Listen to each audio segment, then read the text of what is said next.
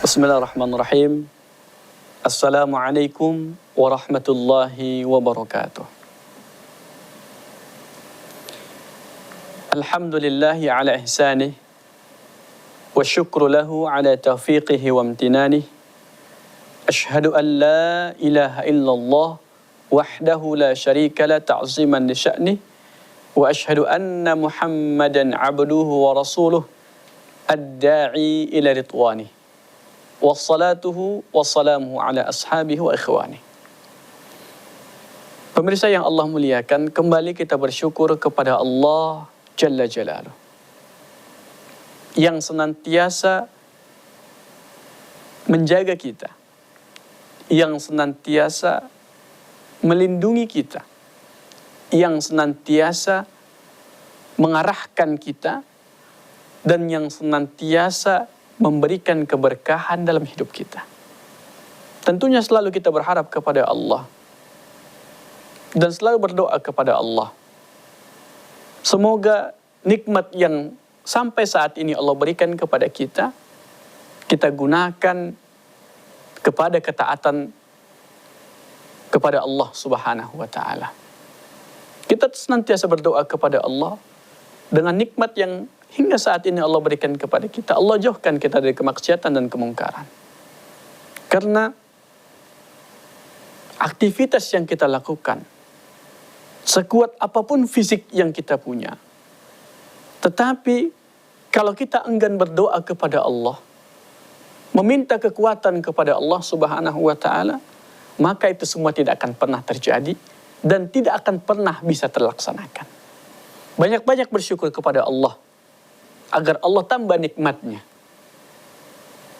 Kalau kita tidak bersyukur kepada Allah dengan sedikit yang Allah berikan, artinya kita sudah merasa kesal kepada Allah. Padahal kita adalah makhluk Allah. Seberapa banyak pun yang rezeki Allah berikan kepada kita, nikmat yang Allah berikan kepada kita, terserah bagi Allah. Karena kita adalah makhluk Allah Subhanahu wa Ta'ala. Mudah-mudahan Allah maafkan kita yang mungkin selama ini kita tidak bersyukur kepada Allah, dan mudah-mudahan semua nikmat yang Allah berikan kepada kita hingga saat ini kita bisa pergunakan kepada ketaatan kepada Allah Subhanahu wa Ta'ala. Salawat dan salam kepada Rasulullah sallallahu alaihi wasallam yang merupakan teladan hidup kita. Ya, yang merupakan guru besar kita, yang bisa membawa kita kebaikan dunia maupun kemuliaan di akhirat. Dan mudah-mudahan Allah kumpulkan kita bersama Nabi Muhammad sallallahu alaihi wasallam yang sudah 1400 tahun lalu yang meninggalkan kita, bisa berkumpul bersama Nabi kita di dalam surganya Allah Subhanahu wa Ta'ala. Baik pemirsa yang Allah muliakan, pada episode ini kita akan bahas keagungan Ka'bah dan sejarah pembangunannya. Kita tahu bahwasanya Ka'bah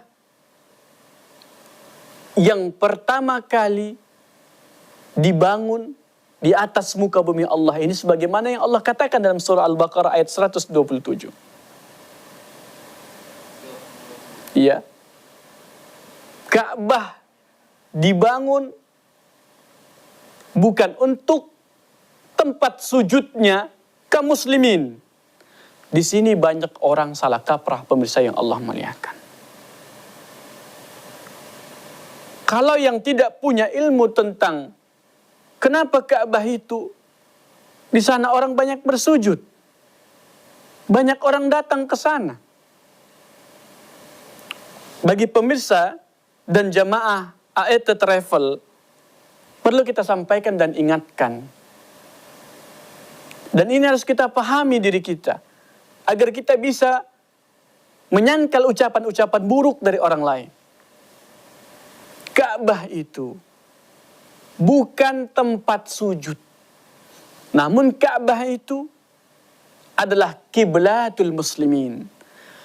Tempat menghadap kiblatnya kaum muslimin. Tidak disembah Ka'bah itu. Tidak disembah Ka'bah itu. Karena dalam Al-Quran Allah katakan, ya, bahwa Ka'bah itu untuk kiblatnya kaum muslimin, bukan tempat sujudnya kaum muslimin. Falya'budu rabb hadzal bait. Yang kita sembah adalah pemilik Ka'bah ini, bukan Ka'bah ini. Ketika nanti ada yang mengatakan, kenapa kaum muslimin jauh-jauh mereka dari seluruh penjuru dunia sujud di sana?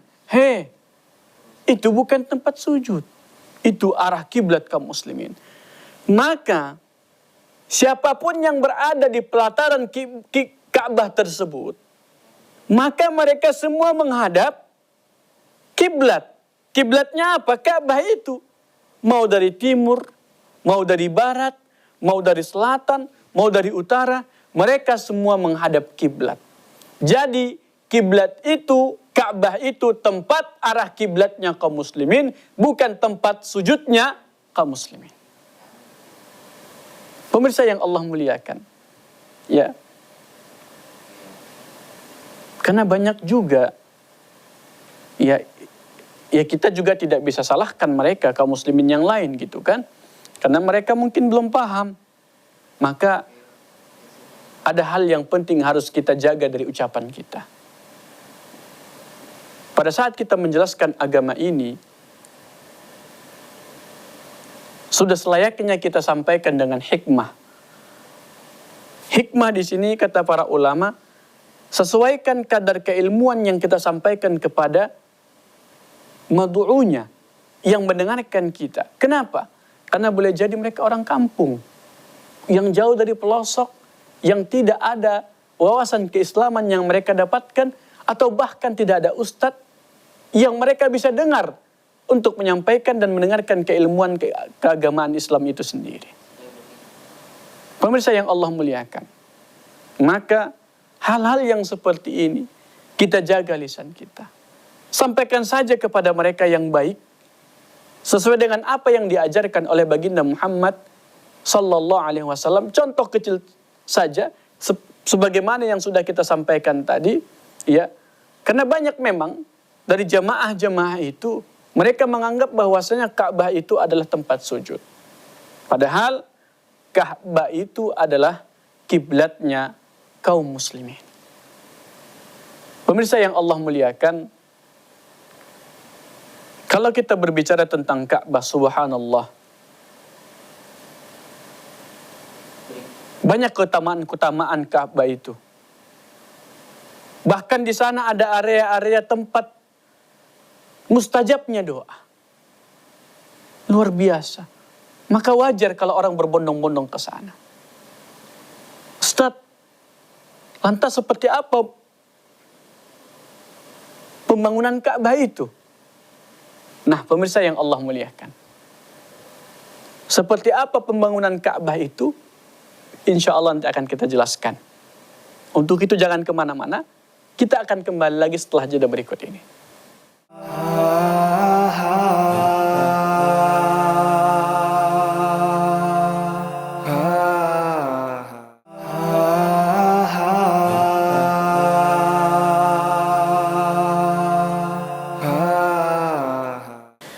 Pemirsa yang Allah muliakan, setelah tadi kita sudah menjelaskan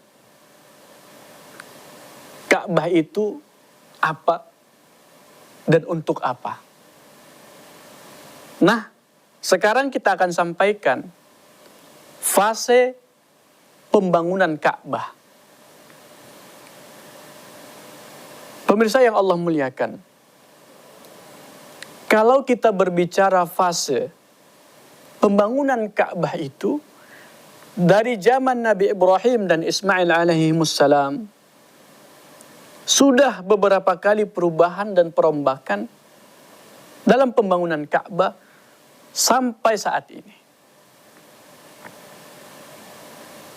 Kita masuk fase pertama. Fase pertama, pembangunan Ka'bah itu dilakukan oleh Nabi Ibrahim dan Ismail alaihimussalam. Dan ini dijelaskan dalam surah Al-Baqarah ayat 127 tadi. Kemudian selanjutnya,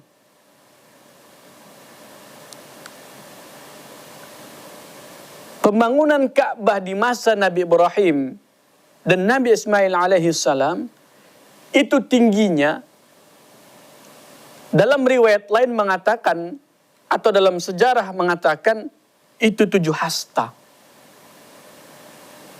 Namun ahli sejarah yang lain mengatakan itu 9 hasta. Itu tinggi bangunan Ka'bah yang dibangun oleh Nabi Ibrahim dan Ismail alaihissalam. Yang uniknya pemirsa yang Allah muliakan, kalau nanti pemirsa bergabung di ayat The Travel ini, berangkat umroh ke sana, ya. Kemudian pada saat nanti mau mengelilingi Ka'bah, kita tahu bahwasanya mengelilingi Ka'bah itu sab'a asywatin, 7 kali putaran. Nanti bisa lihat di antara Hajar Aswad, kemudian mau mendapatkan ya satu persegi, itu kan Ka'bah itu kan berbentuk persegi dia. Nah, dari persegi yang dimana ada di sana Hajar Aswad, dari Hajar Aswad ini menuju persegi berikutnya, ada di tengah-tengah itu nanti kayak bangunan kecil yang atapnya itu kayak berbentuk emas dia. Nanti bisa lihat pemirsa yang berangkat ke sana. Di sana itu ada bentuk jejak Nabi Ibrahim, kakinya. Ya. Ada kakinya di sana. Itulah pijakan Nabi Ibrahim pada saat mereka membangun Ka'bah yang 7 sampai 4 hasta tinggi, sampai 9 hasta tingginya tadi. Tapi sayang pemirsa yang Allah muliakan. Sayang sekali. Kenapa? Kenapa sayang sekali Ustaz? Karena banyak orang-orang sufi, banyak orang-orang begitu mengagungkannya jejak telapak Nabi sampai mereka mau sujud di sana. Na'udzubillah min dzalik. Pemirsa yang Allah muliakan. Ya. Memang ada syariat yang bisa dilakukan di sana terhadap makom Ibrahim ini, atau kita kenal makom Ibrahim, tempat berdirinya Ibrahim membangun Ka'bah. Ingat, makom itu kalau di Arab sana itu adalah tempat berdirinya seseorang. Ya seperti makom Ibrahim tadi, tempat berdirinya Ibrahim alaihissalam membangun Ka'bah. Itu makomnya jangan digunakan untuk tempat sujud. Jangan pemirsa yang Allah muliakan. Itu nggak ada syariatnya. Yang disyariatkannya adalah setelah kita tawaf sebanyak 7 kali, di dalam ayat Al-Quran surah Al-Baqarah Allah menjelaskan ya makam Ibrahim itu kita agak bergeser sedikit ke belakang, mundur seperti ini. Contoh, ini dia makam Ibrahim. Kemudian, ya ini makam Ibrahim nih, ini makam Ibrahim. Kemudian kita mundur sedikit di sini. Di sini disunnahkan, bahkan diperintahkan Allah dalam Al-Quran surah Al-Baqarah untuk salat sunnah 2 rakaat. Itu yang disyariatkan. Tapi ingat, bukan menghadap makam Ibrahim tadi? Tidak. Ya, mau dimanapun sholat sunnah, mau nggak dekat makam Ibrahim itu diperbolehkan, silahkan. Cuman itu bentuk persyariatan yang disyariatkan kepada kita terhadap kemuliaan makam Ibrahim itu. Ya, karena ada syariatnya menjelaskan demikian. Kita disunahkan setelah tawaf, ya, untuk sholat 2 rakaat. Nah, jamaah pemirsa yang Allah muliakan, sholat 2 rakaat itu apa yang dibaca? Rakaat pertama yang dibaca adalah surah Al-Ikhlas. Oke? Yang dibaca adalah yang pertama yang dibaca adalah surah Al-Kafirun. Setelah rakaat pertama selesai, kemudian dibaca pada rakaat kedua adalah surah Al-Ikhlas. Nah, jadi apa mesti harus surah Al-Kafirun sama surah Al-Ikhlas? Karena memang dalam hadisnya seperti itu. Alangkah baiknya kalau kita beribadah, betul-betullah beribadah kita. Kalau yang dianjurkan demikian, ya, yang dianjurkan saja yang kita lakukan dengan sebaik mungkin. Karena banyak sekarang orang ini ngerjain sesuatu yang tidak dianjurkan. Sayang kali kan, udah jauh-jauh kita berangkat haji atau umroh, ada aja perlakuan ibadah-ibadah yang tidak diajarkan Allah dan kemudian nabinya. Sayang sekali. Sayang sekali.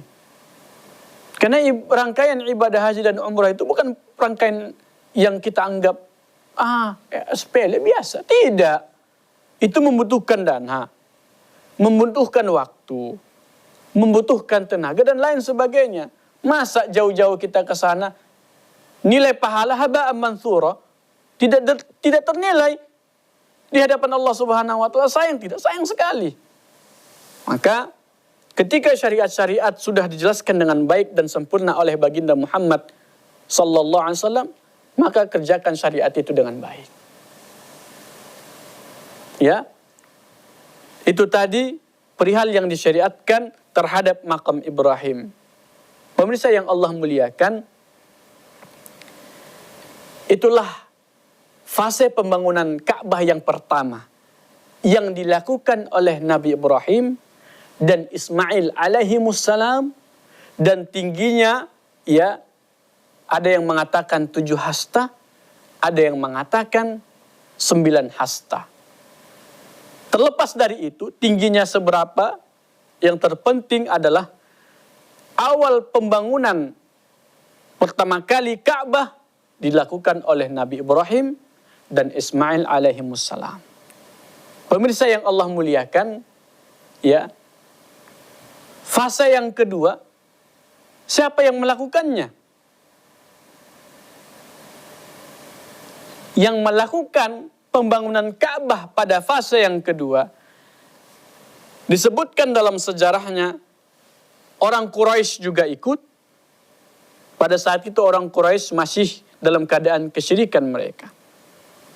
Ya, karena belum adapun pada saat itu Nabi umurnya masih 35 tahun. Sedangkan Nabi diangkat menjadi Nabi dan Rasul pada saat umur 40 tahun. Ya. Pemirsa yang Allah muliakan, seperti itulah, ya, fase pembangunan Ka'bah.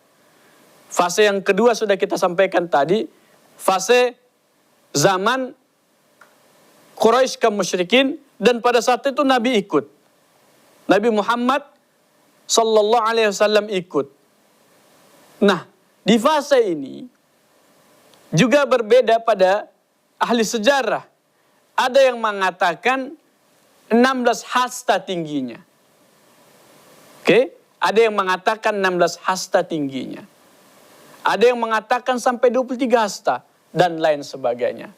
Nah, itu urutan dari fase pembangunan Ka'bah. Yang pertama Nabi Ibrahim, kemudian, ya, orang Quraisy musyrikin, begitu juga pada saat itu Nabi Muhammad juga ikut melakukan pembangunan Ka'bah tersebut.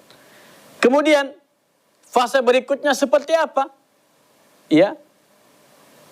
Karena dalam sejarah yang masyhur ada 4 fase yang dijelaskan di sana. Kemudian fase yang ketiga siapa? Kemudian fase yang keempat siapa?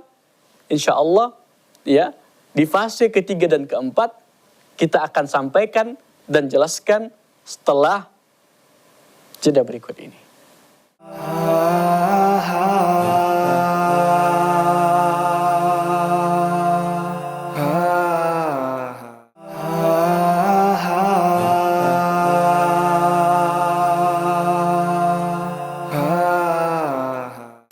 Pemirsa yang Allah muliakan, kita akan kembali menyampaikan fase dari pembangunan Ka'bah itu. Baik, kita mulai. Tadi di awal sudah kita sebutkan fase yang pertama, zaman Nabi Ibrahim dan Ismail alaihissalam. Kemudian fase yang kedua, orang Quraisy musyrikin, dan begitu juga Nabi. Nah, pada saat ini, di zaman ini, itu ada yang mengatakan 16 hasta, ada yang mengatakan 18 hasta. Kemudian, ya, fase yang ketiga, itu dibangun zaman Yazid bin Muawiyah. Nah, ya kita tahu bahwasanya Yazid bin Muawiyah merupakan bagian dari khulafa. Ya. Di sini Yazid bin Muawiyah menambah tingginya 10 hasta ditambahnya. Makanya kalau kita lihat, ya, dulu memang nggak begitu tinggi Ka'bah itu, pemirsa yang Allah muliakan. Ya, tidak terlalu tinggi seperti yang sekarang. Sekarang itu luar biasa ya. Kalau kita lihat bisa sampai hampir 7 meter ke atas. Ya. Allah alam, sepertinya kalau yang kita lihat, mungkin nanti bisa pemirsa yang sahabat air travel yang berangkat bisa dilihat gitu ya. Karena memang saya terakhir di sana itu tahun 2021 yang lalu. Jadi sebelum saya pulang ke Indonesia, saya sempatkan umroh yang terakhir. Tapi mudah-mudahan bukan umroh terakhir di masa hidup saya. Ya, mudah-mudahan insya Allah tahun depan atau mungkin tahun ini saya akan berangkat lagi untuk umroh di Masjidil Haram sana, di Arab Saudi sana. Mohon doanya dari pemirsa saya semua. Baik. Fase yang ketiga di fase zaman Yazid bin Muawiyah. Fase Yazid bin Muawiyah menambah sampai 10 hasta.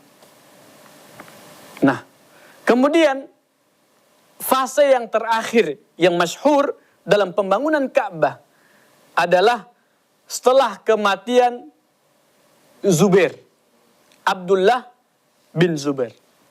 Nah, pada saat itu, ya, di masa dinasti Malik bin Marwan, di sana tetap ada pembangunan Ka'bah. Tetapi pada saat itu, Abdullah bin Zubair, ya, membangun Ka'bah, menambah Ka'bah. Tetapi pada saat dinasti Malik bin Marwan, mereka mengurangi sedikit metode pembangunan yang dibangun oleh Abdullah bin Zubair. Karena mungkin ada perbaikan, karena pada saat itu, di masa itu ada banjir yang hebat. Nah, jadi banjir yang hebat, sehingga Abdullah bin Zubair menambah bangunan tersebut agar kokoh.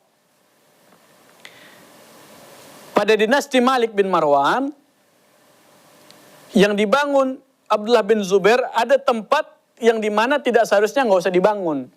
Tapi mereka tetap melanjutkan atau menjaga bangunan Abdullah bin Zubair yang area di mana agar banjir tidak menghantam bangunan tersebut. Karena kalau di Arab Saudi itu, pemirsa yang Allah muliakan, kalau udah musim panas, subhanallah panasnya sampai kadang 50 derajat. Pada saat waktu saya haji 2018, itu panasnya full sampai 49 derajat. Tapi memang alhamdulillah, kalau di Mekah itu meskipun panasnya 49 derajat, tapi tidak sepanas kota Madinah. Walaupun Madinah panasnya 45 derajat. Kenapa demikian? Kok bisa seperti itu, Ustaz? Karena Mekah itu dekat dengan laut. 2 jam daerah Jeddah. Dari Mekah ke Jeddah cuma 1 jam atau 2 jam. Di sana ada laut, makanya tidak begitu panas. Sedangkan Madinah itu begitu jauh. Begitu jauh laut. Nah, kalau dari provinsi Madinah, itu antara provinsi Madinah pusat dengan laut, itu kita berjalan sebanyak 80 kilometer.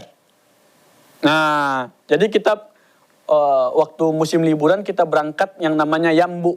Yambu itu kayak pantai pemirsa, subhanallah. Jadi jangan dibilang sana itu padang pasir semua, tidak.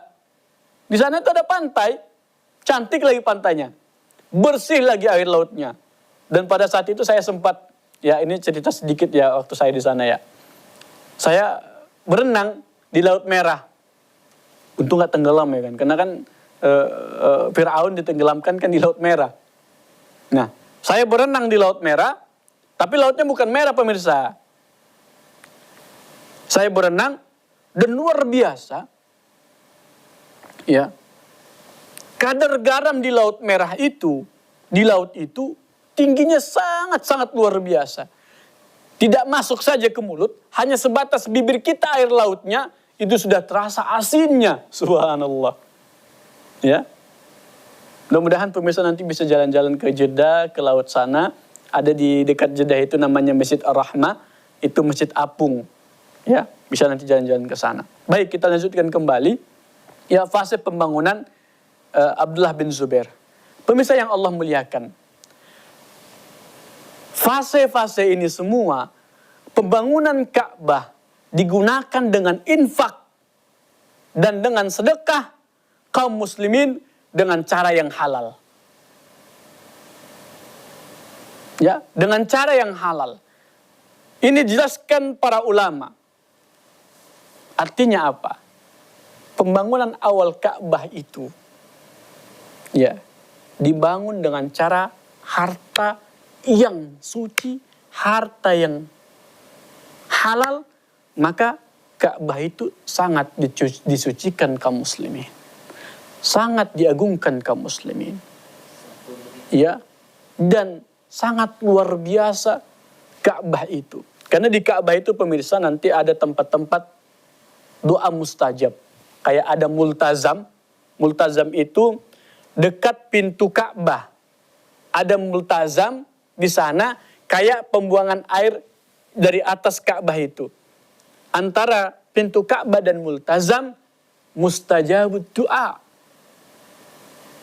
Ya, mustajab doa. Kemudian nanti ada lagi di segi kedua antara Hajar Aswad dan segi kedua dan ketiganya itu ada Hijr Ismail di sana. Disunahkan di sana salat di Hijr Ismail. Tapi kalau tidak sanggup, kan sana jutaan manusia banyak, ribuan ratusan ribu manusia banyak. Mungkin kita nggak dapat, jangan dipaksakan. Ya, jangan dipaksakan. Ya, ibadah itu tidak dipaksakan. Meskipun kita tidak dapat sholat di sana, tidak dapat doa di multazam, insya Allah dimanapun posisi doa kita akan diterima dan dikabulkan oleh Allah Subhanahu Wa Taala.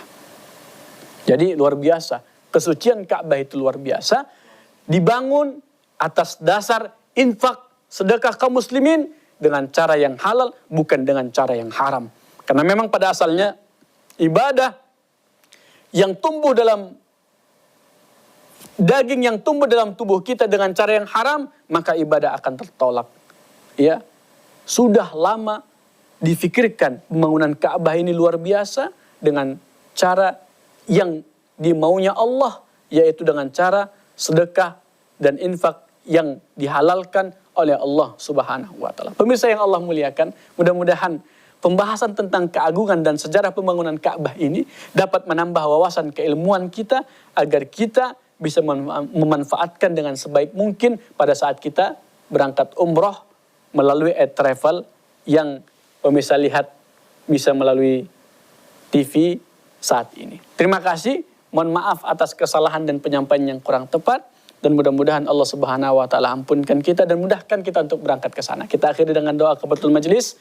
Subhanakallahumma bihamdik, asyhadu an la ilaha illa anta astaghfiruka wa atubu ilaik. Wassalamualaikum warahmatullahi wabarakatuh.